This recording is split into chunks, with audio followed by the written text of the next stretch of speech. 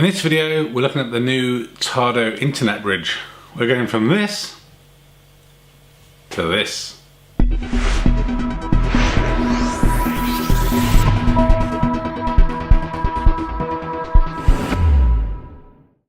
Okay, so those of you that are subscribed to the channel will know that I'm a big fan of the Tado home thermostat kit. I've got a couple of thermostats and a radiator valve.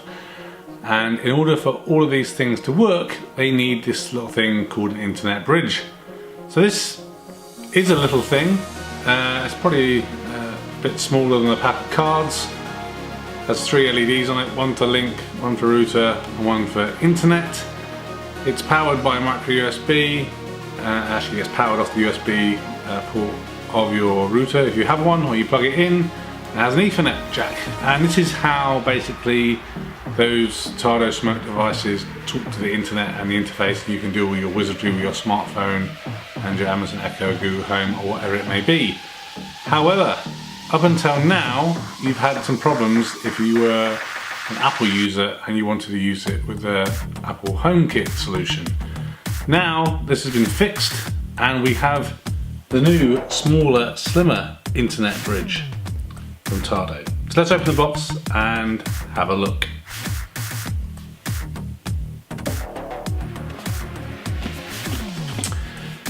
So as you can see just on the box itself, this device is a lot slimmer.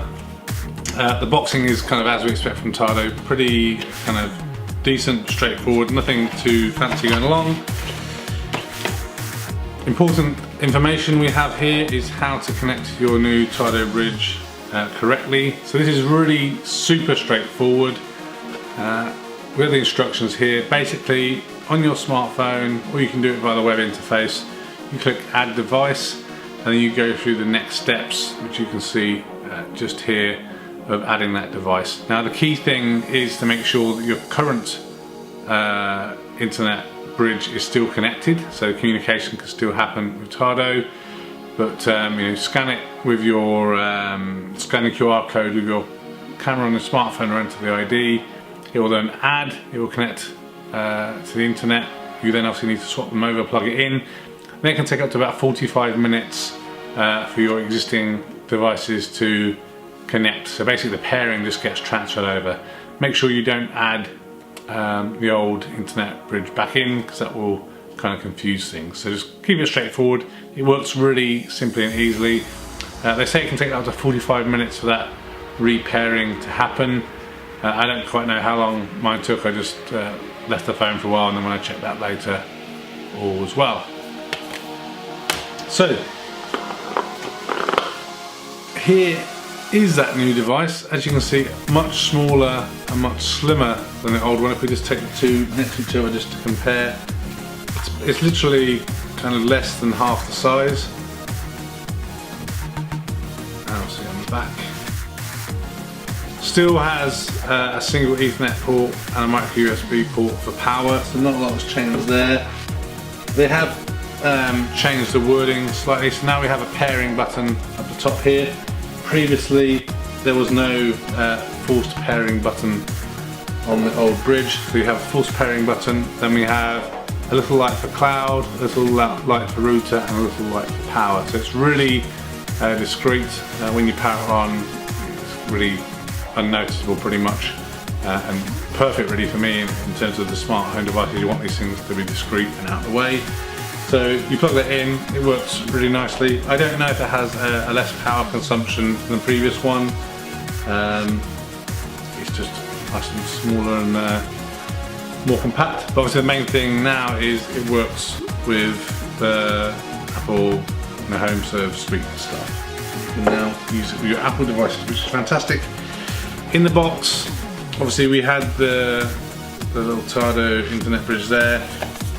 In here you have a bit of information about installation. Obviously it's super easy. If you're setting this bridge up for the first time, the process is pretty much the same. Add device, configure everything, pair everything. It comes with a USB to micro USB cable for power. Obviously, like I said, I plug this into the back of my router, and there's also a short Ethernet lead.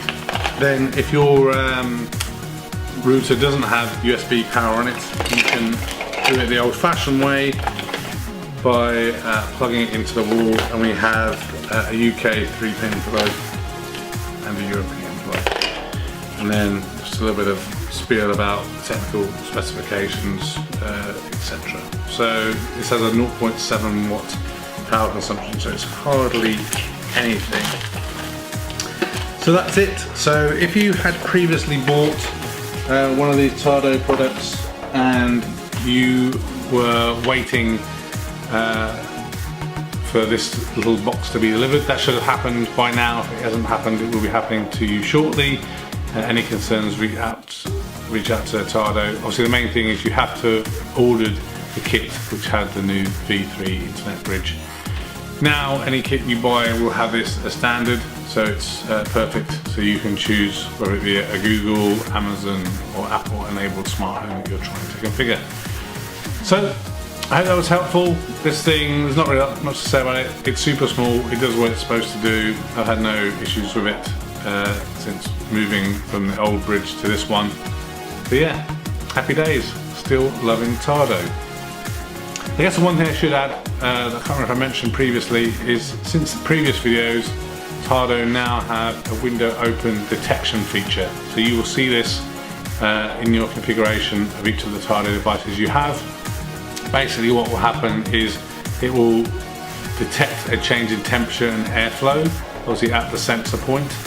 And it will basically make the assumption that a window or door has been left open, and then you can configure basically some time in between 5 minutes and 60 minutes for the heating to turn off to save on your heating bill. Now I've set mine I think to around 30 minutes, so if there's continual obviously fluctuations in breeze or temperature there, heating will stay up for 30 minutes until people close the window.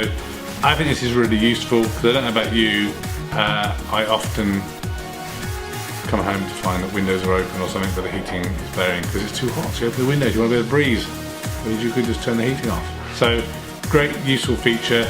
Haven't had much opportunity to use it yet. The weather's thankfully quite good in the UK right now, so I think as the winter months start to draw in, then we can find out if it's worthwhile.